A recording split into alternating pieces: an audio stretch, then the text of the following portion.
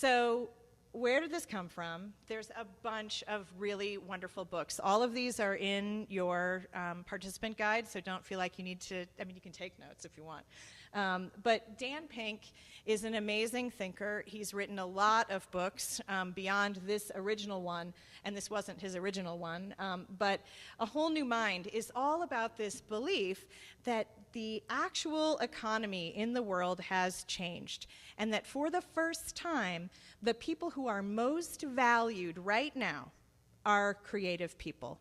They are the storytellers, they are the innovators, they are the musicians, they are the poets and the visual artists who are telling the story in a creative, unique, amazing way. And we are the commodity right now.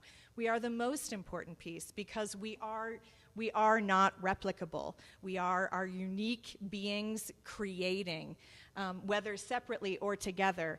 We are the ones that are really shifting, and as many of you may know, our economy is shifting in that way. Another guy, Tom Friedman, has written extensively, and let me just say that his books are extremely dry. Unless you really, unless you're really into economics and long sentences, this is not a book I recommend that you read, but it is a book to look at the cliff notes of, because what he's talking about is that not only is this happening in the United States, it's happening all over the world.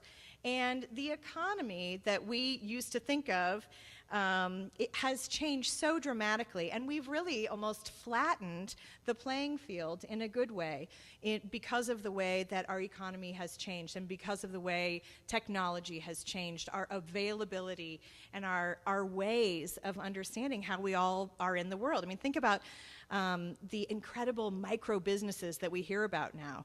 And, you know, there are countries that are developing who have never put in telephone lines. Because why would they? They never had them. They've gone immediately to satellite, and they're only using mobile phones. And, you know, all of that infrastructure was, as we all remember, really expensive to put in. So the world is really shifting. And at a time when, for us as creatives and folks who are imagining a creative economy changing, this is the real time to be alive. Abundance. This is a great book. If you haven't read it, it is really interesting, and it doesn't just talk about creativity in the abstract. These are the guys who formed the X Prize. Has anybody heard of the X Prize? So in the, I feel like it was the 80s. The X Prize was created as a model for getting to space faster than we ever could imagine. And it was a privatized prize. And they put together $10 million to win, being the first ones to be able to create, and I can't remember now whether it was the first manned orbiting flight around the world, because there have now been so many X Prizes because they made it faster than they expected. But it was built on, remember Lindbergh going from New York to France? That was the same thing. It was a prize.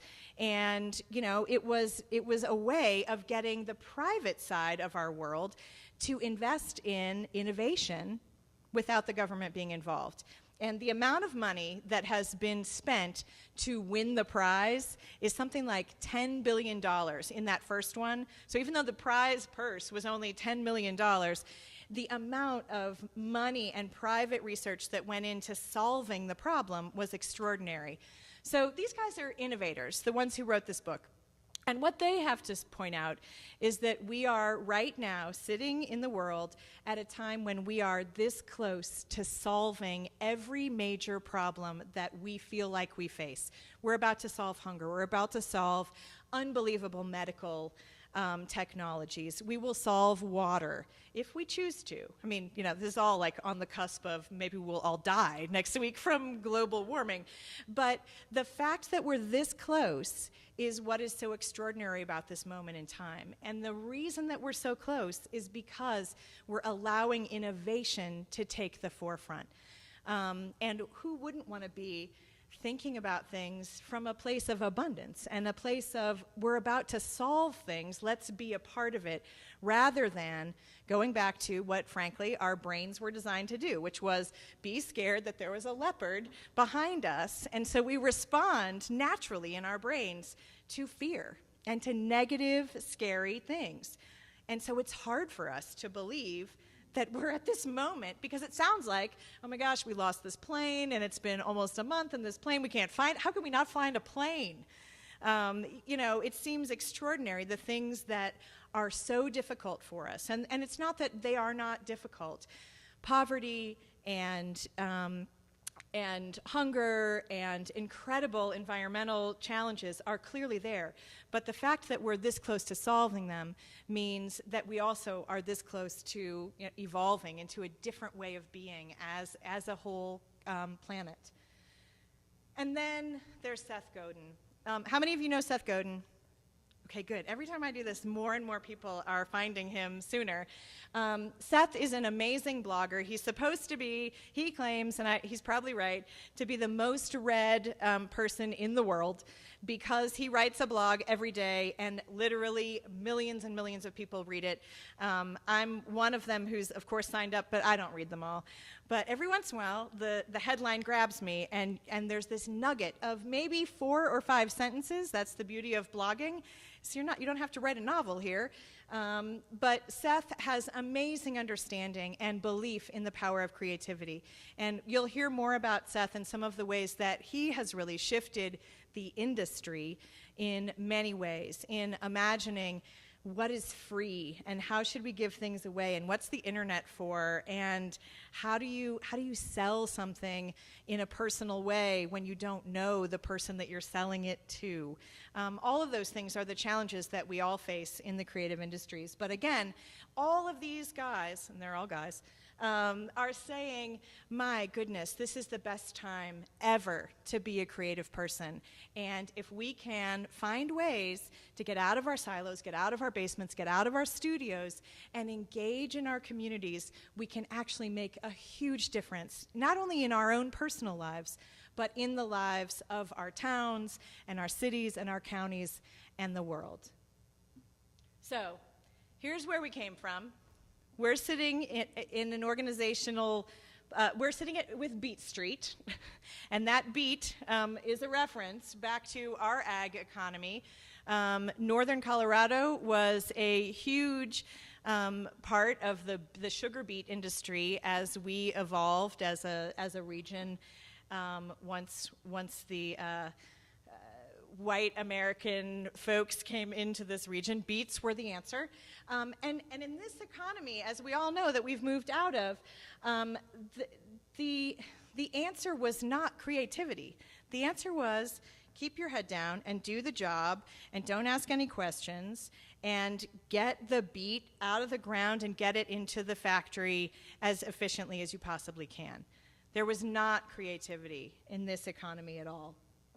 And now we've evolved into a completely different place where that uniqueness that used to be punished and used to be a fireable offense is actually the most important thing that we can give. We are the ones who are able to be unique. We can do things quickly because of the internet, because of the technology that's out there. I mean, the unbelievable things that we can do are extraordinary. 3D printing, has everyone heard? Please say yes, you've heard of 3D printing. It's revolutionizing our world in extraordinary ways. But this is really a shift that we can be a part of and take advantage of. And in this, however, as good as it sounds, here's the struggle. Here's why we're here. We're still not making a working wage, a living wage, and traditional businesses are totally struggling because if they're not innovative, are they just doing a factory economy almost in a new economy world? They're not succeeding either. Look at how difficult and how much of a struggle the middle class is having at this point. And that's what we're here to try and work through. And here's the good news. This is my new favorite book that has not been published yet. It comes out on Tuesday, so sign up now. I'm waiting for my copy to arrive from Amazon. The Purpose Economy. This is where we think we're going. And it's why, for us as creative folks and business people, there is a new place where we get to play together that makes sense to both of us. And this is the world of social entrepreneurship and social enterprise. It's this idea that money is not the only goal, that making a profit is not the only thing that people care about. For artists, that has gone without saying for a long time. But for the business world, this really is a new shift that is growing, growing, growing.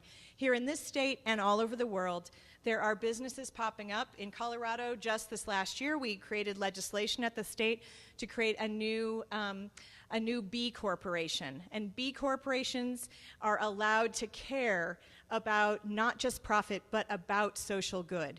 And they're allowed to report to their shareholders about their environmental stewardship, their commitment to their communities, as much as they are required to report about their actual financial bottom line. And that's a place, as you all can probably imagine, where art and business suddenly goes hand in hand. Because for artists, we make art because we can't help it. We can't do anything but this. We want to share and we want to express ourselves in the world around us. And finding that middle place is amazing. So this guy, Aaron Hurst, has created some amazing, really cool social enterprise connections already. But this book really is getting into the power of how he thinks, and many of the authors that were on the last couple of slides all are saying, oh my gosh, this is the next best book ever, because it's the next step. And it makes sense that the purpose economy is where we're going next, and who wouldn't want to be a part of that? So here's where we are. This is back to the shift. If we work together and if we think about things differently, we can actually help each other in a much more meaningful way. We can learn to collaborate, we can use technology and not be afraid of it, and change everything. So here's the goal.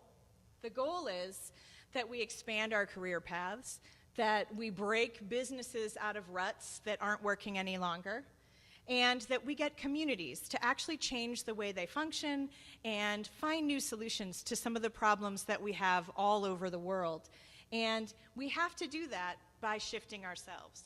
It means that we have to look inside and we have to question, what are my mental models that are holding me back and that are holding our communities back? Because all of us have them. We've spent time, many of us, thinking that we don't want to work for the man, or that money is evil, or that artists are crazy. And all of those mental models are the things that keep us in our silos and keep us from talking and collaborating and from solving problems together. So for this weekend, we're going to try and break through those and really move to a different place.